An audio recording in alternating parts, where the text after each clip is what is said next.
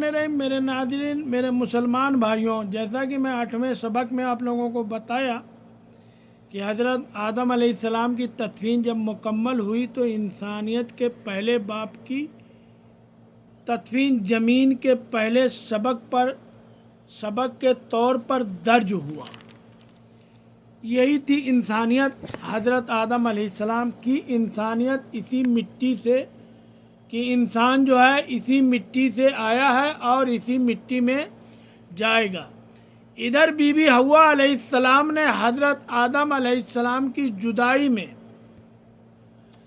جدائی میں کئی سال روتے ہوئے گزارے، یعنی صدیاں روتی ہوئی گزاری۔ وہ ہر روز ان کی قبر کے پاس آ کر دعا کرتی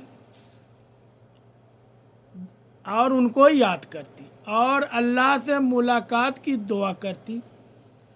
ان کا جو دل ہے نا، دل میں آدم علیہ السلام کی محبت اس قدر تھی کہ ان کے بغیر دنیا ان کو جو ہے نا ادھوری لگتی، دنیا ان کو ادھوری لگتی۔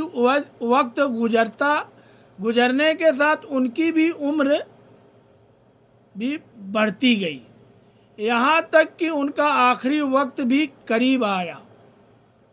بی بی حوا علیہ السلام کا موت کا وقت قریب آیا تو انہوں نے اپنی ساری اولادوں کو جمع کیا اور ان کو جو ہے نصیحتیں دی، حق پر رہنے کی عبادت دی، عبادت کرنے کی نصیحت دی اور اللہ سے ملاقات کی دعا کرتی اور کہتی کہ ہمیشہ حق پر رہنا اور حضرت آدم علیہ السلام کی تعلیمات پر چلتے رہنا۔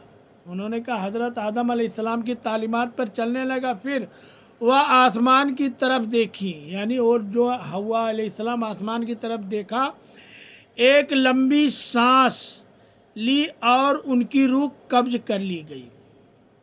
ان کی تدفین بھی حضرت آدم علیہ السلام کے پہلو میں کی گئی اور یوں انسانیت کے پہلے والدین اس دنیا سے رخصت ہو کر اللہ کی رحمت میں چلے گئے۔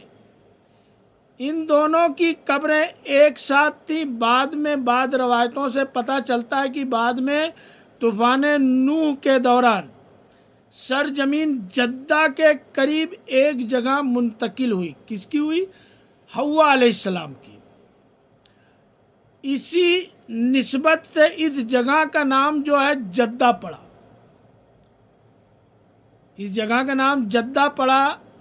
جدہ یعنی دادی، یعنی اس کا نام حوا علیہ السلام کے قبر جب منتقل ہوئی تو اس جگہ کا نام جدہ پڑا۔ جدہ یعنی دادی۔